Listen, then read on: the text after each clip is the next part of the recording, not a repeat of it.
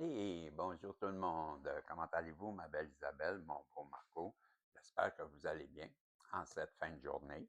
On est mardi, on est le 10 février. On est encore en 2026.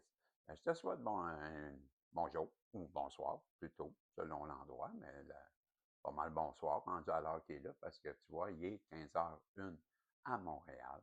Et je me prépare à essayer de faire mieux que ce matin, d'être plus patient que ce matin et d'être moins pénible pour tes oreilles et moins chialeux parce que ça allait pas bien ce matin et je souhaite que ça aille mieux et que ma lecture soit mieux parce que c'est vrai que ce que je vais faire maintenant, je crois que quand ça ira pas bien, m'arrêter tout simplement et je reprendrai parce qu'il y a des jours ça va très bien, des jours ça va moins bien et j'arrive pas à savoir pourquoi.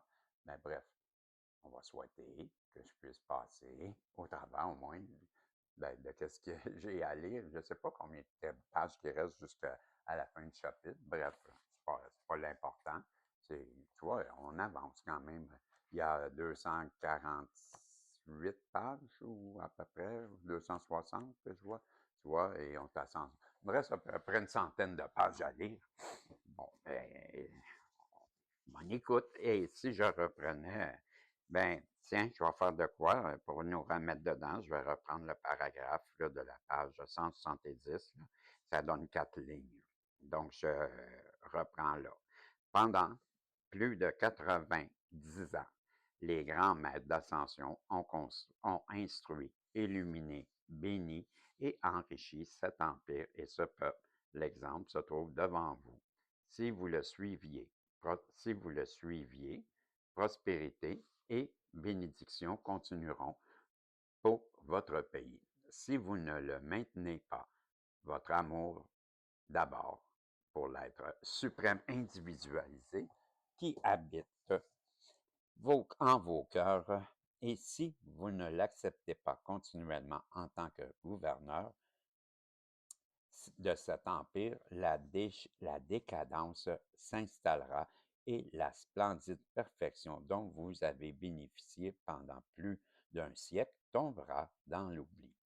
Je vous remets entre les mains du grand être suprême présent en tous. Puisse-t-il vous protéger, vous guider et vous éclairer toujours. Ceci, c'est ici que la preuve visible de la réalité de l'être suprême individualisé pour chaque être humain fut montrée à ceux qui devaient présider à la destinée future de l'Empire. Cette preuve visible sera également donnée au peuple de l'Amérique actuelle. Alors, en présence du nouveau monarque et de ses associés, le roi et les 14 de la cité d'or sortirent de leur corps et se révélèrent à leur être suprême individualisé, chacun le rendant visible aux yeux de tous et qui étaient présents. En quelques instants, leur corps physique disparut et en se dissolvant dans l'air ambiant. Ainsi, m'expliqua Saint-Germain, vous avez, vous êtes révélé la même, ainsi, non, ouais, ainsi m'expliqua-t-il Saint-Germain, vous êtes révélé la mémoire d'une ancienne existence, les bénédictions et les résultats qu'ont atteint en acceptant avec amour la présence du Maître suprême intérieur. Maintenant, retournons au Toton royal. Nous atteignîmes l'entrée et allâmes directement à la salle d'audience. Là, sur les murs, se trouvaient les portraits gravés dans l'or qui avaient été transférés de l'ancien temple de Mithla. Nous rendant à la salle des archives, je vis que les êtres lumineux avaient emporté d'autres choses, avaient emporté. Je vis celle que les êtres de lumière, les êtres de lumineux, les êtres de lumineux, ouais, c'est ça qui est écrit, les êtres de lumineux avaient emporté. D'autres choses avaient été transférées ici, mais il ne m'est pas permis d'en parler. Alors que ces expériences se terminaient, je prenais conscience, du moins en partie, de ce qu'est l'amour véritable, car il est possible il est, car il n'est pas possible d'expliquer. C'est ça qui n'est pas possible d'expliquer. Mais comment je me trompe tout le temps. Il n'est pas possible d'expliquer le profond soutien d'amour et de reconnaissance que j'éprouve pour les maîtres d'ascension et après avoir pu vivre ces événements depuis ma première rencontre avec Saint-Germain. Cela ne pourra, cela ne pourra, ouais, c'est ça, cela ne pourra jamais être mis en mots.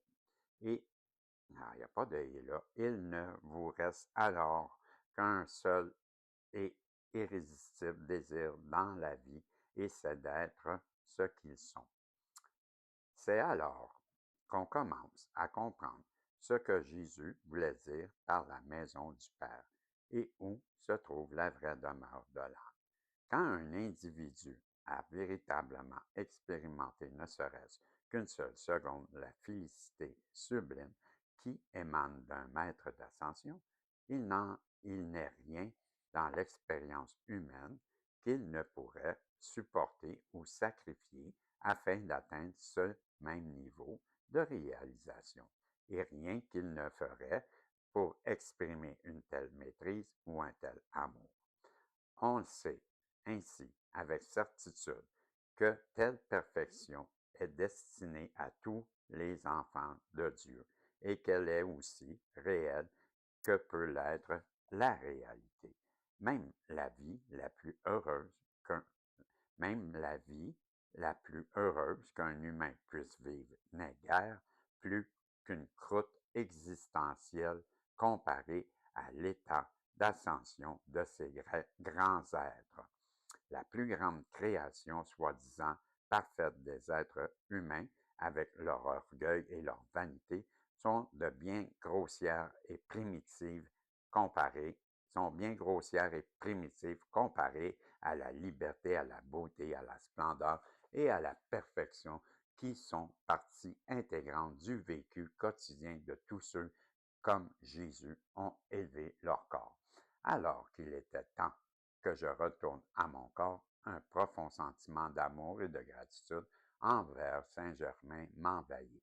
Il se rendit compte de ce que je ressentais et comprit mon état intérieur. Mon fils, me dit-il, vous ne pouvez recevoir ce que vous n'avez pas gagné. Mon fils, me dit-il, vous ne pouvez recevoir ce que vous n'avez pas gagné. Vous méritez cela et bien plus encore, comme vous le verrez prochainement. Cependant, rappelez-vous, ce qui semble mystérieux ne l'est qu'à cause d'un manque de compréhension. Une fois compris, tout événement inhabituel paraît bien naturel et conforme à la loi. La vérité que voici restera gravée dans vos mémoires pour toujours, et c'est celle-ci. Chacun des enfants de Dieu qui reconnaîtra et acceptera la présence de l'être suprême ancré dans son cœur et son cerveau et qui ressentira profondément cette vérité plusieurs fois par jour, prenant conscience et sachant que Dieu remplit son mental et son corps de tant de lumière qu'il n'y a de place pour rien d'autre, que chacun qui fait cela devient libre. La grande présence de l'être suprême est l'activité harmonieuse tout-puissante dans la vie et les affaires de tout individu. Et si son attention demeure avec détermination fermement fixée sur cette vérité éternelle, alors il n'est pas de victoire trop grande qu'il ne puisse atteindre. Il n'est qu'une seule source et qu'un principe de vie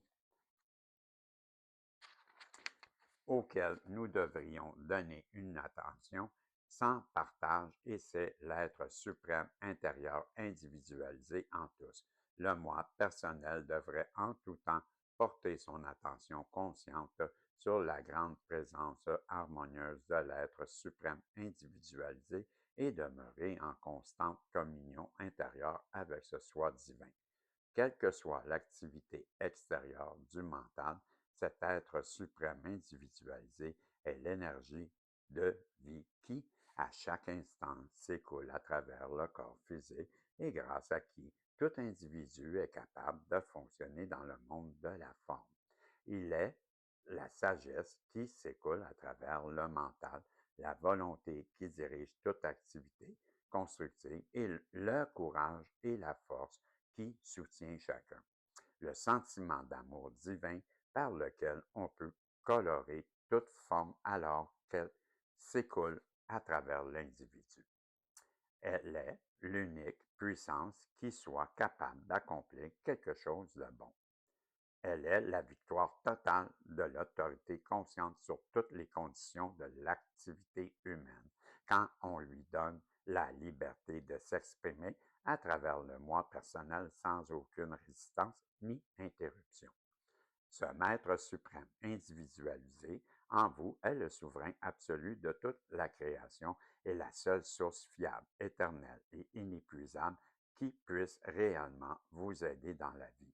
Ce n'est que par son amour, sa sagesse et sa puissance qu'une personne peut atteindre la maîtrise de l'ascension, parce que l'état de constante et de conscience l'état de constante et de consciente communion avec cet être conduit à la liberté et à la victoire sur toutes les créations humaines. Quand je vous dis création humaine, je veux dire tout ce qui est discordant et moins que parfait.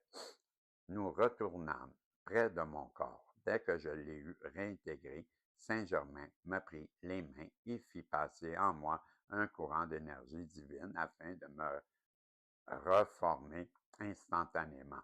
Je me sentis revivifié de corps et d'esprit. Je m'assis et, centrant très intensément mon attention sur la présence de Dieu en moi, j'offris une prière de reconnaissance pour les immenses bénédictions que j'avais eu le privilège de recevoir. Il s'inclina gracieusement et disparut. Chapitre 6, les cités enfouies d'Amazonie. Je vais continuer un petit peu parce qu'on est à 12 minutes et ça va bien. Donc, le chapitre 6, les cités enfouies d'Amazonie. Peu de temps après, alors qu'un soir j'étais en train de travailler, j'entendis distinctement la voix de Saint-Germain. Soyez prêts pour 9 heures ce soir, je reviendrai vous chercher, dit-il. Je devins aussitôt très alerte. Je terminais mon travail, pris mon bain et je me préparais à dîner tôt. Je vous apporterai la nourriture qu'il faut, expliqua-t-il. Aussi, j'attendis et entrai le plus profondément possible en méditation, reconnaissant uniquement la parfaite manifestation de Dieu. À 9 heures exactement, il apparut dans ma chambre en vêtements faits de substances brillantes comme du métal et semblables à de l'acier poli, mais qui, au toucher, faisaient penser à un mélange de soie très douce et de caoutchouc léger. J'étais tellement fasciné en touchant ce tissu extraordinaire que je me dégageai de mon corps et me rendis compte seulement que je le vis qui reposait sur le lit. M'avançant vers le grand miroir de la porte, je vis que mes vêtements étaient identiques à ceux de Saint-Germain. Cela me surprit et je ne comprenais pas pourquoi il était différent de ceux que j'avais utilisés auparavant. Il perçut la question et dans mon mental et me répondit. Mon fils, essayez de prendre conscience que dans l'état atteint par l'ascension, on est toujours libre d'employer la pure substance universelle. Quel que soit le but fixé, on est libre de lui exprimer la qualité particulière qu'on l'on désire selon les besoins du moment. Si nous voulons employer un tissu indestructible, nous imprimons cette qualité à la substance universelle et elle réagit en conséquence. Si nous désirons manifester une forme pure de durée de temps déterminée, nous donnons à la substance dont elle est composée la qualité et l'ordre correspondant, et la forme se manifeste ainsi. C'est dans ce cas-ci, nous allons nous déplacer dans l'eau et le rayonnement qui dégage du tissu de nos vêtements enveloppera votre corps subtil de manière à l'isoler des qualités et des activités naturelles de l'eau. Essayez de penser à cette puissance qui est à l'intérieur de vous. Appelez à votre service le grand océan de substances universelles auquel vous pouvez puiser sans limite, sans exception. Cette substance se conforme à la direction de la pensée et elle enregistre toute coloration qu'on lui impose au moyen de l'activité naturelle de ressentir. La substance universelle obéit à votre volonté consciente en tout temps et réagit constamment à ce que les humains pensent et ressentent. Qu'il en ait conscience ou non, il n'est pas il n'est pas une seconde où les êtres humains n'impriment à cette substance une coloration donnée.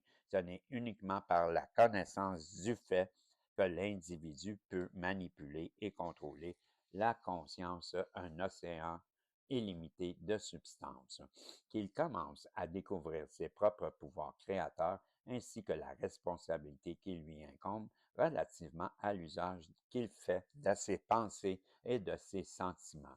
Durant des siècles, l'humanité a coloré la substance universelle des qualités de destruction et de limitation. Par conséquent, les corps dont elle se sert aujourd'hui expriment ces caractéristiques. L'ensemble de la race humaine génère des tempêtes de haine, de colère, de revanche et de grande violence de sentiments, de sorte que les quatre éléments ayant enregistré ces colorations discordantes retournent aux humains par la nature sous forme de tempêtes. Les terriens produisent des tourbillons de pensées et de sentiments destructeurs sous forme de ressentiments qu'ils éprouvent les uns envers les autres. Des ressentiments contre l'injustice, contre les endroits et les choses, générant ainsi consciemment et inconsciemment des sentiments de revanche. Le grand océan de substance universelle qui enregistre toutes ces colorations la retourne finalement à son point de départ, l'individu lui-même, par l'intermédiaire des quatre éléments, ce qui produit le cataclysme naturel. Ces activités sont simplement le moyen dont la nature se sert pour purifier et se défaire de la contamination humaine produite par les pensées et les sentiments discordants afin qu'elle puisse retrouver son état originel de pureté divine. À chaque instant, toute personne reçoit dans son état mental et dans son corps la vie pure et parfaite de Dieu. Du même, à chaque instant, toute personne donne à la pure substance universelle de Dieu une coloration spécifique. Cette couleur ou qualification que la personne génère lui revient nécessairement dans son mental et dans son corps parce que tout dans l'univers suit un mouvement circulaire, donc revient à son point d'origine. Les maîtres d'ascension ont appris la loi du cercle, la loi de l'un. C'est pourquoi nous imprimons à la pure substance universelle uniquement la qualité que nous voulons utiliser pour le service spécifique du moment. Si nous désirons produire quelque chose de temporaire, nous donnons l'ordre à la substance qui compose cette chose réagit en conséquence. Dans le cas des archives du Toton royal et de quelques retraites de cette planète, notre service de demande que certains objets soient indestructibles afin de durer des siècles. Nous décrétons que cette qualité les pénètre et les enregistre exactement et ils enregistrent exactement notre décret parce que la nature ne ment jamais. Elle est une enregistreuse fidèle des qualités qui vibrent dans son environnement. Elle nous obéit et obéit aussi aux êtres humains à la différence qu'ils ignorent ou refusent obstinément de reconnaître sa loi d'action. À cause de cette ignorance et de cet entêtement, il en paie le prix encore et encore jusqu'au moment où le moi personnel de l'individu apprend et accepte vraiment cette vérité éternelle fondamentale, la loi de l'un, la loi d'amour, la loi d'harmonie, la loi du cercle, la loi de la perfection, lorsque l'humanité apprendra vraiment cette vérité et obéira à son éternel décret, les discordes de la terre et les actions destructrices des quatre éléments cesseront. La nature possède une force innée de génération et de purification qui est ascendante. Elle rejette tout ce qui est en désaccord avec la loi de l'un. Cette force ou énergie est une pression agissant de l'intérieur vers l'extérieur. C'est la puissance une et en expansion. C'est la puissance une en expansion. Si la discorde est imposée à la pure substance universelle, alors l'énergie électronique se trouve temporairement enfermée. Quand l'accumulation de cette énergie atteint une certaine pression, l'expansion se produit, brisant discorde et barrières. C'est ainsi que la grande vie de l'être, l'essence lumineuse en perpétuelle expansion dans l'univers, Dieu en action, est plus puissante que toute forme d'opposition et poursuit sa destination en maître suprême de l'univers. Les maîtres qui ont fait leur ascension savent cela et ils sont un avec cette connaissance. Les êtres humains aussi peuvent acquérir cette connaissance et faire un avec elle si seulement ils le veulent. Cela est faisable et possible pour tous. Et parce qu'il s'agit du principe inné contenu dans toute vie, soit consciente, dans toute vie, soit consciente. Tous les êtres humains font partie de la vie, soit consciente. Ce principe ne pratique aucun favoritisme où tout le monde peut l'exprimer dans sa plénitude. Je m'excuse. Dans la substance de vie et de chaque humain se trouve la puissance par laquelle est capable d'exprimer tout ce que les maîtres, c'est-à-dire tout ce que les maîtres d'ascension expriment à chaque instant, pourvu qu'ils choisissent de le faire. La volonté est contenue dans toute vie, mais c'est uniquement la vie, soit consciente, qui est libre de déterminer ses moyens d'expression. Ainsi, l'individu a le libre choix d'exprimer soit un corps humain limité, soit un corps divin au-delà de l'humain. C'est lui qui choisit son propre champ d'expression. Il est un créateur qui se détermine lui-même. Il a choisi de vivre une vie, soit consciente, et il a voulu vivre une telle vie. Lorsqu'un être s'individualise dans l'absolu, la vie qu'il pénètre tout, il choisit, au moyen de son libre arbitre, de devenir un foyer individuel intensifié d'intelligence, soit consciente, et le gouverneur conscient de ses activités futures. Ayant donc déjà fait son choix, il est le seul être à pouvoir accomplir cette destinée qui n'est qui qui n'est pas, ouais, c'est ça, qui n'est pas un ensemble de circonstances inflexibles, mais un plan précis de perfection. C'est un modèle qu'il choisit de manifester dans le monde de la forme et de l'action. Ainsi, si vous voyez, mon fils, qu'un être humain peut en tout temps se déterminer à s'élever au-dessus de ses énergies humaines, de ses limites, s'il le veut donner à toute sa vie, s'il veut donner toute à sa vie, son énergie et sa détermination, il réussira.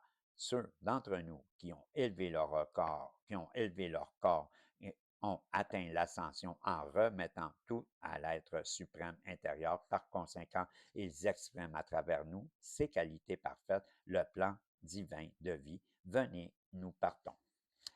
Dès le début du voyage, j'étais conscient que nous avancions en direction du sud et de l'est. Nous survolâmes Salt Lake City et la Nouvelle-Orléans, le golfe du Mexique, les Bahamas, puis nous aperçûmes comme, comme un ruban argenté que je savais être un fleuve. Nous allâmes jusqu'à son embouchure, tout comme en avançant, la voix de l'être suprême en moi dit, c'est l'Amazone. Maintenant, me dit Saint-Germain, soyez conscient que l'être suprême qui est en vous est constamment aux commandes. et qu'il est maître de toute situation. Aussitôt, nous commençâmes à descendre et peu après, nous touchions la surface de l'eau. Il paraissait aussi dur que la terre ferme et à son contact, je ressentis une grande surprise. Saint-Germain m'expliqua que nous pouvions aussi bien aller sous l'eau que rester en surface parce que nos vêtements rayonnaient une aura protectrice s'étendant à une grande distance de nos corps, aïe, aïe, aïe, rayonnait une aura protectrice s'étendant à une grande distance de nos corps et contenait les qualités requises pour nous permettre d'exploiter les couches intérieures de la Terre et les profondeurs marines. Ceci dit-il, est dû à ce que les scientifiques appelleraient un champ de force électrique autour de nos corps. Cependant, la force électronique qui enveloppe ces vêtements est une électricité plus puissante, plus subtile que celle qui est connue dans votre monde physique. Un jour viendra où les hommes de la science aussi la découvriront et ils rendront compte qu'elle existe dans l'atmosphère depuis toujours, mais qu'ils ne savaient pas comment la canaliser et la contrôler pour la mettre au service de l'humanité. Cette énergie est bien plus facile à gouverner par le mental que par des appareils physiques, bien qu'il en soit également possible de la concentrer et de la diriger par des moyens physiques. Ce que le monde extérieur appelle électricité n'est qu'une forme grossière de la grande énergie spirituelle de vie. Il existe partout à travers la création. Au fur et à mesure que l'individu s'élève et maintient sa conscience en étroit contact avec son maître suprême intérieur, il découvre les énormes possibilités de cette force et cette puissance supérieure, le service qu'elles offrent à l'être humain est infini compte tenu du travail créateur qu'il peut alors accomplir. Et je reprends, infini compte tenu du travail créateur qu'il peut alors accomplir dans toutes ses activités. Nous pénétrons dans l'eau, traversant cet élément sans la moindre résistance. La nouveauté de l'expérience m'alarma quelque peu, mais je me rappelais instantanément la mise en garde de Saint-Germain d'être conscient uniquement de l'être suprême en moi, le maître de toutes conditions. Nous approchions maintenant de la rive et nous passâmes au-dessus de plusieurs crocodiles qui nous virent sans que notre présence les dérange. Avançant vers l'intérieur des terres, nous atteignîmes ce qui ressemblait au sommet d'un monument. Il s'agit du sommet d'un obélisque que de 18 mètres, me dit Saint-Germain. 3 mètres seulement sortent de terre et marquent le point le plus élevé d'une importante cité qui fut ensevelie durant les derniers cataclysmes. C'est quand l'Atlantique fut submergé, l'obélisque est fait d'un métal indestructible et est couvert de hiéroglyphes de cette période. Remarquez comme ils sont bien lisibles. Ils resteront grâce à la nature de ce métal. Originellement, cette cité fut construite à 15 km du fleuve, mais au moment du cataclysme, l'embouchure s'élargit de quelques kilomètres. On est à pas loin de 28 minutes, je crois. Ah, que je vois pas bien. L'écran est tellement petit, tu montant. Ouais, 29 minutes, ben j'arrête. Je suis quasiment en train de t'embrasser. Hey, t'as vu comment je t'ai rendu proche? C'est effrayant comment je vois pas bien. Ben, je vois là 29 minutes, c'est 15 secondes. Ben, je sais pas, peut-être que mon focus était trop dans les mots. Bref, je vois clair. Isabelle, ah, migraine, je vois. Bonne nuit. Bon, ben, c'est ça. On a quand même lu beaucoup.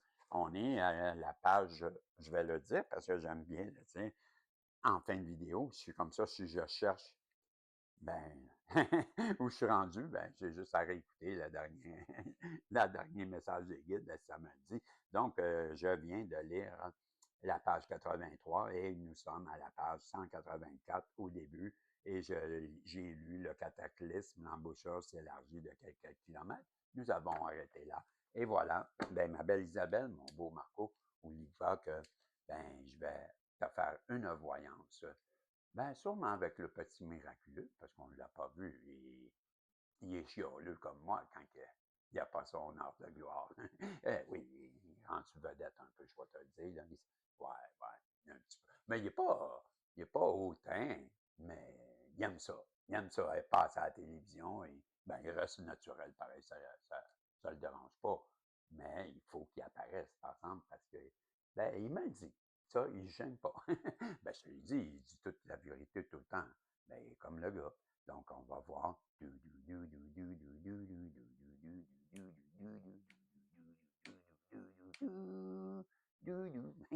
Ouais, c'est ça, on va le voir sûrement. Et on verra sûrement aussi, ben, ça, pas sûrement, il faut, le We Are the Champion. We are the champion. Nothing to lose, cause we are the champion of the world. Je te dis salut, on se revoit si Dieu le veut. Bye bye.